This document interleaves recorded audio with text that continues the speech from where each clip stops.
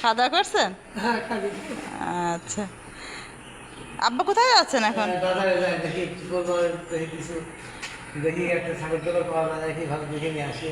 ও তো ছাগল কিনবেন তো ফারদিনকে নিয়ে যান সাথে। সাথে নিয়ে যাবেন? আচ্ছা।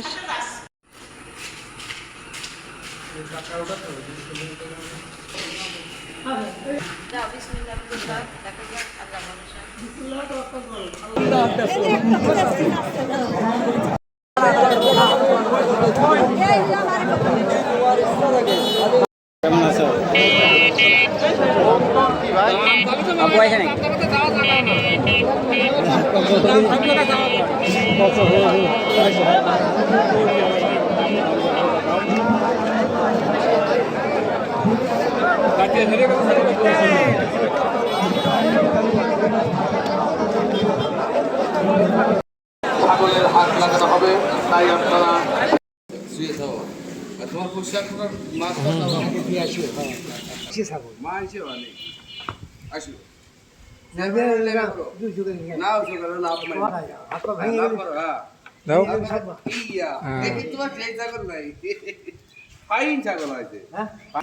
আসলে আল্লাহর কি নিয়ামত, এটা আসলে কোরবানি একটা জিনিস, এটা নিজের হাতের যে কি মেহনত, এটা যে মানুষটা করে না করে সেটার এর তৃপ্তিটা বা এর মজাটা পায় না।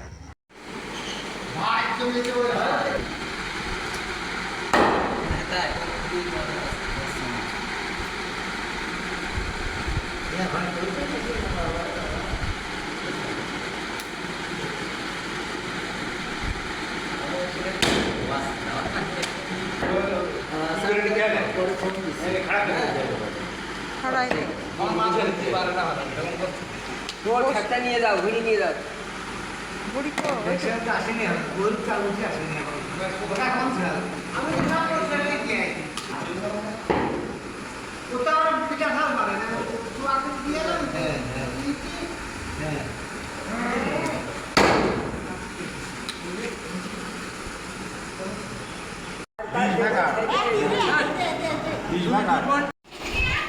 এই যে আমাদের খাসির মাংস চলে এসছে, আমরা এখন মাংস রান্না করব।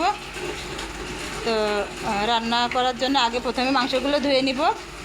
তো হচ্ছে ধুয়ে নিয়ে আপনাদের আজকে মাংসটা রান্না করা আমি দেখাবো। এই হাঁড়িতে আমি রান্না করব, তাই মাংসগুলো ধুয়ে নিচ্ছি। হচ্ছে আমাদের এই যে খাসির মাংস চলে এসেছে, কোরবানির মাংস। আমরা হচ্ছে রান্না শুরু করব, তাই মাখাই নিচ্ছি। এই জন্য হচ্ছে মশলাপাতি দিচ্ছে আমার শাশুড়ি। মা দাও, বিসমিল্লাহ। লবণ দিচ্ছি, ঝালের গুঁড়া, হলুদের গুঁড়া, তেজপাতা, ধনিয়া গুঁড়া, লবঙ্গ, গোলমরিচ, কাঁচা জিরা, দারচিনি, এলাচ,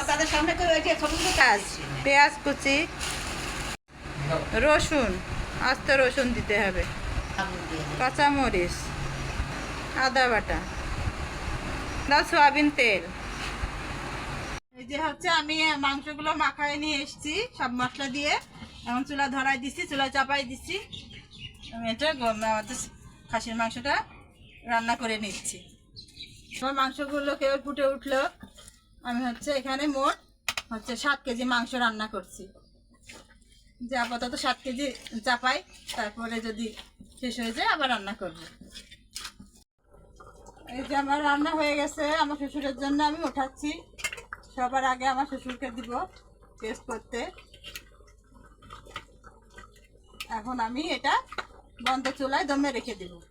আমি হচ্ছে মাংসের সাথে একটু মগজ ছিল, সেটা এর উপর দিয়ে দিব। এভাবে হচ্ছে ঝোলের উপর মগজ দিয়ে হচ্ছে দমে রেখে দিব। এই মগজটা খেতে অনেক মজা লাগবে। আমি আর জাল দিব না, এভাবে চুলার উপর রেখে দিব। এভাবে আমার রান্না হয়ে যাবে। রান্না হলে চালের রুটি না হলে যেন মনই ভরে না। আমাদের প্রিয় খাবার মাংস আর চালের রুটি, তাই চালের রুটি কয়টা বানায় নিচ্ছি, তারপরে সেঁকে নিব।